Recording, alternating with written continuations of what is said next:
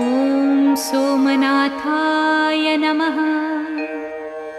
ॐ मल्लिकार्जुनाय नमः। ॐ महाकालेश्वराय नमः। ॐ ओंकारेश्वराय नमः। ॐ वैद्यनाथाय नमः। ॐ भीमशङ्कराय नमः। ॐ रामेश्वराय नमः। ॐ नागेश्वराय नमः।